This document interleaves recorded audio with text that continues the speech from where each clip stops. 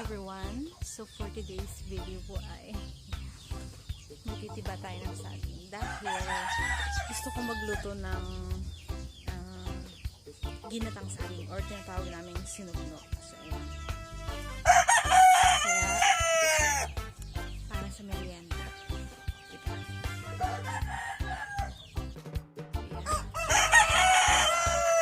Pwede na siyang tibain kasi magulang na siya. So malapit na siyang maputol sa puno. So let's go.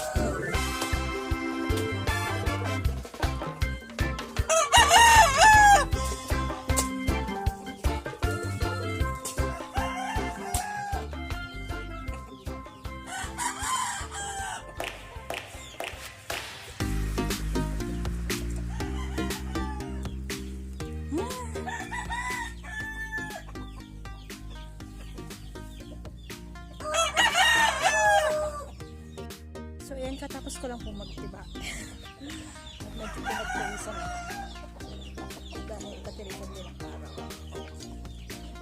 So magbabalat tayo ng saging. Magbabalat tayo ng saging para tayo makapagluto na at makapag-merienda. Nagpawisin ko Tapos ko lang pong linisin yung pinagtibaan ko. So magbabalat na tayo. Balat na po tayo. So hindi mo na kayo ng konting oil sa mga dahil hindi masyadong madagta or dumikit yung dagta ng saging.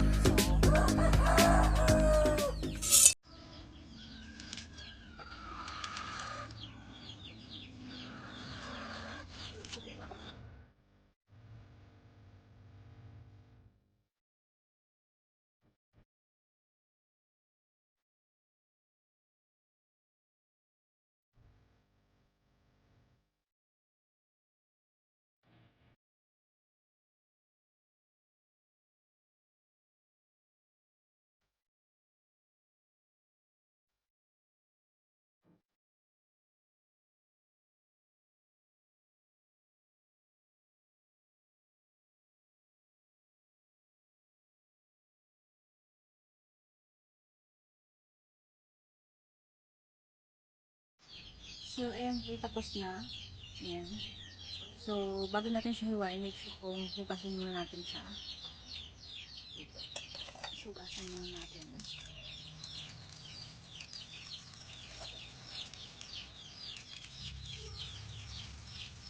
Hugasan muna natin bago natin ihiwain.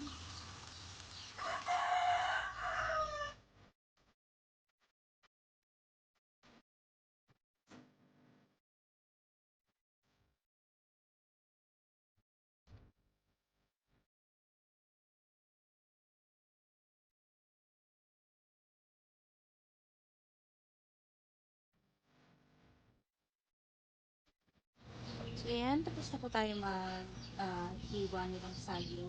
At ngayon po ay maghahanda tayo ng yung ating panggata. Handa natin ang ating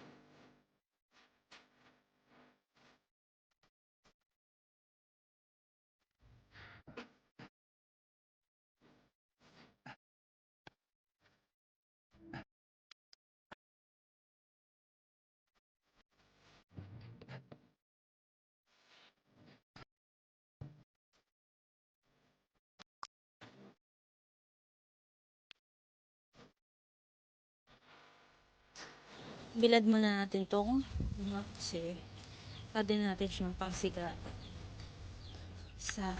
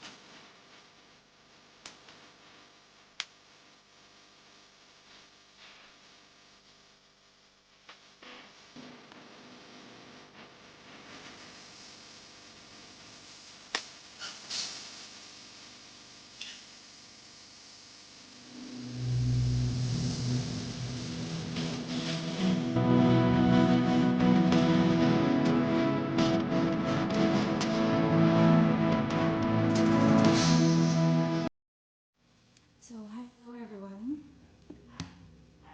Ayan, so nagmimerienda na po ako. Ayan. So, ay, dahil mahilig din ako sa kape. Masarap pong partner nito ang kape. Ayan. So, ito. Kahit pinagpapawisan ako kasi kakatapos ko lang siyang magluto. Medyo mainit. So, okay lang.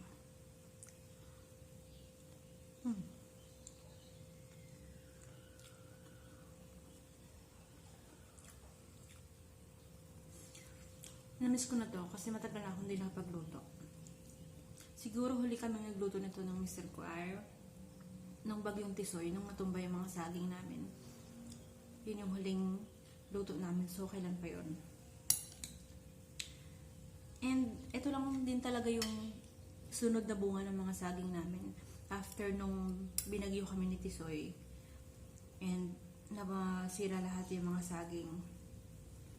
So, ito na lang ito yung next na bunga niya after Tisoy. So, nakakamiss, maginatan.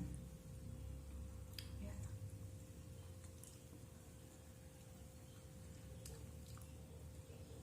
medyo matabang yung timpla ko. So, kayo nang bahalang mag-add ng sugar.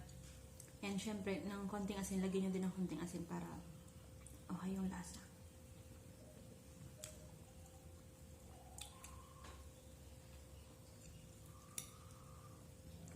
Sarap siya.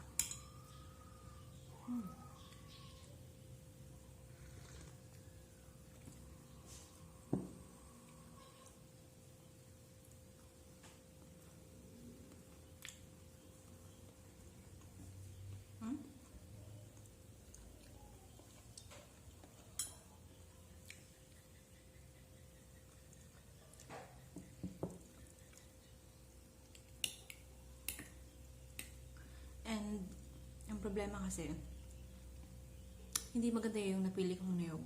Ayan. Medyo hindi siya ganun kagata. Pero kung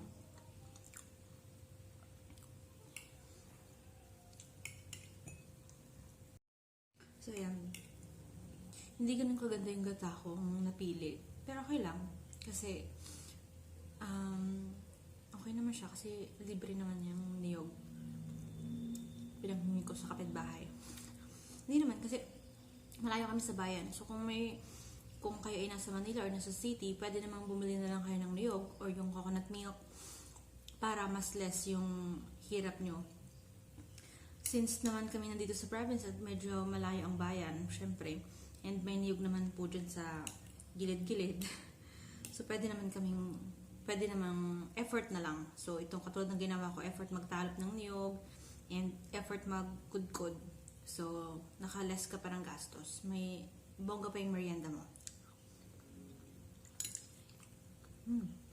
Sarap. Ayoko kasing, yung iba, hinog ang ginagawang ganito. Pero ako, mas prefer ko tong hilaw.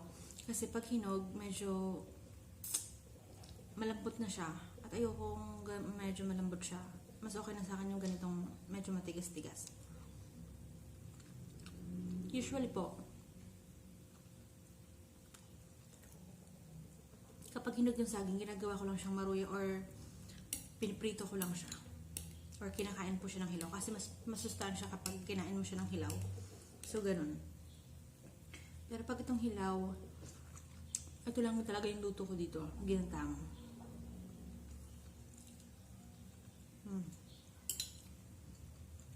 Merienda po. So, yun lang everyone. And thank you for watching po. And syempre, thank you din po doon sa mga nag-subscribe. At nagtsatsagang manood ng video ko. So, ayan. Thank you so much po. And yun nga, don't forget to subscribe po sa channel na ito. So, bye!